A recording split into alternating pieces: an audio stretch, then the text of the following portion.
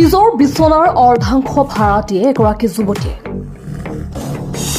যুৱতীগৰাকীৰ সৈতে নৰহ যাপন কৰিব পাৰে যিকোনো লোকে। নিজৰ বিচনাৰ অৰ্ধাংশ ভাড়া দি লাখ লাখ টকা উপাৰ্জন কৰে যুৱতীগৰাকী। উপাৰ্জনৰ এক অভিনৱ উৎস বিচাৰি উলিয়াইছে যুৱতীগৰাকী। মাত্ৰ কেইটামান চৰ্তৰ বিনিময়ত ৰাতি কটাব পাৰিব যুৱতীগৰাকীৰ সৈতে। যুৱতীগৰাকীক কিমান টকা দিব লাগে এটা নিশাৰ বাবে, কি কি চৰ্ত মানিলে নৰহ যাপন কৰিব পাৰিব যুৱতীগৰাকীৰ সৈতে, ক'ত আৰু কেনেকৈ পাব যুৱতীগৰাকীক, সকলো তথ্য জনাম আমাৰ এই প্ৰতিবেদনত। গতিকে আমাৰ এই প্ৰতিবেদনটো এটা শ্বেয়াৰ কৰিবলৈ নাপাহৰিব। এগৰাকী বিশেষ অষ্ট্ৰেলিয়ান মডেল নাম মনিকা জাৰ্বিয়া, যিয়ে নিজৰ বিচনাৰ আধা অংশ ভাড়া দি সমগ্ৰ বিশ্বতে চৰ্চা লাভ কৰিছে। এই যুৱতীগৰাকীয়ে যিকোনো অচিনাকি লোকক নিজৰ বিচনাৰ আধা অংশ ভাড়া দিয়ে, নৰহ যাপন কৰে যিকোনো অচিনাকি লোকৰ সৈতে, আৰু তাই এই ব্যৱসায় কৰি মাহত লাখ লাখ টকা উপাৰ্জন কৰে। অষ্ট্ৰেলিয়াত অতীজৰে পৰা হট বেডিং নামৰ এটা প্ৰথা চলি আহিছে, যি প্ৰথাত নিজৰ বিচনাৰ অৰ্ধাংশ ভাড়া দিয়া হয়। এই প্ৰথাৰ একমাত্ৰ উদ্দেশ্য হ'ল সকলো সময়তে নিজৰ বিচনা গৰম কৰি ৰখা। সুন্দৰী অষ্ট্ৰেলিয়ান মডেল মনিকাই এই প্ৰথা ব্যৱহাৰ কৰি নিজৰ বিচনা ভাড়া দিয়াৰ সিদ্ধান্ত গ্ৰহণ কৰিছে, আৰু তেতিয়াৰে পৰা তাই নিজৰ বিচনাৰ খালী থকা আধা অংশ ভাড়া দি আহিছে। অৱশ্যে মনিকাই স্পষ্টভাৱে উল্লেখ কৰিছে তাইৰ এই ব্যৱসায়ক যাতে কোনেও কোনো অসৎ ব্যৱসায়ৰ সৈতে তুলনা নকৰে, কিয়নো তাইৰ এই ব্যৱসায়ৰ মাত্ৰ উদ্দেশ্য সকলো সময়তে বিচনা গৰম কৰি ৰখা আৰু টকা উপাৰ্জন কৰা। তাইৰ এই ব্যৱসায়ত অবৈধ শাৰীৰিক সম্পৰ্কৰ কোনো স্থান নাই। একেটা বিচনাতে পুৰুষৰ সৈতে নৰহ যাপন কৰিলেও কোনো পধ্যেই কোনো পুৰুষে শাৰীৰিক সম্পৰ্ক স্থাপন কৰিব নোৱাৰিব মডেলগৰাকীৰ সৈতে। এইসমূহ চৰ্ত মানিয়েই বহু লোকে ইতিমধ্যে একেটা বিচনাতে ৰাতি কটাইছে যুৱতীগৰাকীৰ সৈতে। এই ব্যৱসায় সন্দৰ্ভত আপোনাৰ মতামত কমেণ্ট কৰি জনাবলৈ নাপাহৰিব। নিজৰ বিচনাৰ অৰ্ধাংশ ভাড়া দিয়ে এগৰাকী যুৱতীয়ে। যুৱতীগৰাকীৰ সৈতে নৰহ যাপন কৰিব পাৰে যিকোনো লোকে। নিজৰ বিচনাৰ অৰ্ধাংশ ভাড়া দি লাখ লাখ টকা উপাৰ্জন কৰে যুৱতীগৰাকী। উপাৰ্জনৰ এক অভিনৱ উৎস বিচাৰি উলিয়াইছে যুৱতীগৰাকী। মাত্ৰ কেইটামান চৰ্তৰ বিনিময়ত ৰাতি কটাব পাৰিব যুৱতীগৰাকীৰ সৈতে। যুৱতীগৰাকীক কিমান টকা দিব লাগে এটা নিশাৰ বাবে, কি কি চৰ্ত মানিলে নৰহ যাপন কৰিব পাৰিব যুৱতীগৰাকীৰ সৈতে,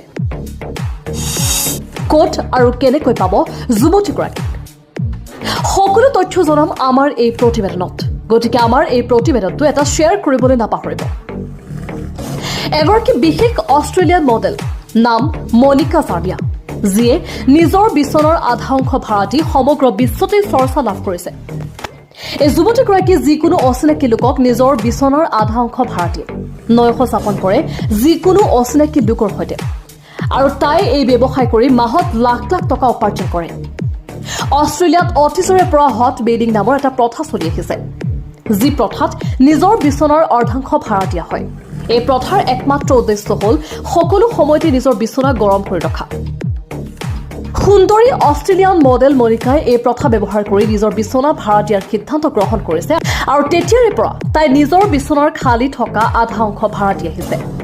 অৱশ্যে মনিকাই স্পষ্টভাৱে উল্লেখ কৰিছে তাইৰ এই ব্যৱসায়ক যাতে কোনেও কোনো অসৎ ব্যৱসায়ৰ সৈতে তুলনা নকৰে, কিয়নো তাইৰ এই ব্যৱসায়ৰ মাত্ৰ উদ্দেশ্য সকলো সময়তে বিচনা গৰম কৰি ৰখা আৰু টকা উপাৰ্জন কৰা। তাইৰ এই ব্যৱসায়ত অবৈধ শাৰীৰিক সম্পৰ্কৰ কোনো স্থান নাই। একেটা বিচনাতে পুৰুষৰ সৈতে নৰহ যাপন কৰিলেও কোনো পধ্যেই কোনো পুৰুষে শাৰীৰিক সম্পৰ্ক স্থাপন কৰিব নোৱাৰিব মডেলগৰাকীৰ সৈতে।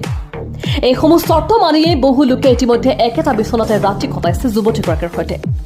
এই ব্যৱসায় সন্দৰ্ভত আপোনাৰ মতামত কমেণ্ট কৰি জনাবলৈ নাপাহৰিব।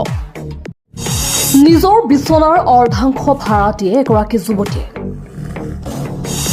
যুৱতীগৰাকীৰ সৈতে নৰহ যাপন কৰিব পাৰে যিকোনো লোকে। নিজৰ বিচনাৰ অৰ্ধাংশ ভাড়া দি লাখ লাখ টকা উপাৰ্জন কৰে যুৱতীগৰাকী। উপাৰ্জনৰ এক অভিনৱ উৎস বিচাৰি উলিয়াইছে যুৱতীগৰাকী।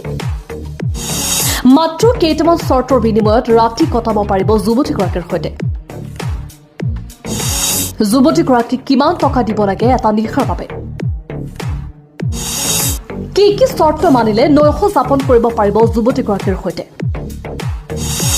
ক'ত আৰু কেনেকৈ পাব যুৱতীগৰাকী সকলো তথ্য জনাম আমাৰ এই প্ৰতিবেদনত গতিকে আমাৰ এই প্ৰতিবেদনটো এটা শ্বেয়াৰ কৰিবলৈ নাপাহৰিব এগৰাকী বিশেষ অষ্ট্ৰেলিয়ান মডেল নাম মনিকা চাৰ্বিয়া যিয়ে নিজৰ বিচনাৰ আধা অংশ ভাড়া দি সমগ্ৰ বিশ্বতে চৰ্চা লাভ কৰিছে এই যুৱতীগৰাকী যিকোনো অচিনাকি লোকক নিজৰ বিচনাৰ আধা অংশ ভাড়া দিয়ে নৈশ যাপন কৰে যিকোনো অচিনাকি লোকৰ সৈতে আৰু তাই এই ব্যৱসায় কৰি মাহত লাখ লাখ টকা উপাৰ্জন কৰে অষ্ট্ৰেলিয়াত অতীজৰে পৰা হট বেডিং নামৰ এটা প্ৰথা চলি আহিছে যি প্ৰথাত নিজৰ বিচনাৰ অৰ্ধাংশ ভাড়া দিয়া হয় এই প্ৰথাৰ একমাত্ৰ উদ্দেশ্য হ'ল সকলো সময়তে নিজৰ বিচনা গৰম কৰি ৰখা সুন্দৰী অষ্ট্ৰেলিয়ান মডেল মনিকাই এই প্ৰথা ব্যৱহাৰ কৰি নিজৰ বিচনা ভাড়া দিয়াৰ সিদ্ধান্ত গ্ৰহণ কৰিছে আৰু তেতিয়াৰে পৰা তাই নিজৰ বিচনাৰ খালী থকা আধা অংশ ভাড়া দি আহিছে অৱশ্যে মনিকাই স্পষ্টভাৱে উল্লেখ কৰিছে তাইৰ এই ব্যৱসায়ক যাতে কোনেও কোনো অসৎ ব্যৱসায়ৰ সৈতে তুলনা নকৰে কিয়নো তাইৰ এই ব্যৱসায়ৰ মাত্ৰ উদ্দেশ্য সকলো সময়তে বিচনা গৰম কৰি ৰখা আৰু টকা উপাৰ্জন কৰা তাইৰ এই ব্যৱসায়ত অবৈধ শাৰীৰিক সম্পৰ্কৰ কোনো স্থান নাই একেটা বিচনাতে পুৰুষৰ সৈতে নৈশ যাপন কৰিলেও কোনো পধ্যেই কোনো পুৰুষে শাৰীৰিক সম্পৰ্ক স্থাপন কৰিব নোৱাৰিব মডেলগৰাকীৰ সৈতে এইসমূহ চৰ্ত মানিয়েই বহু লোকে ইতিমধ্যে একেটা বিচনাতে ৰাতি কটাইছে যুৱতীগৰাকীৰ সৈতে এই ব্যৱসায় সন্দৰ্ভত আপোনাৰ মতামত কমেণ্ট কৰি জনাবলৈ নাপাহৰিব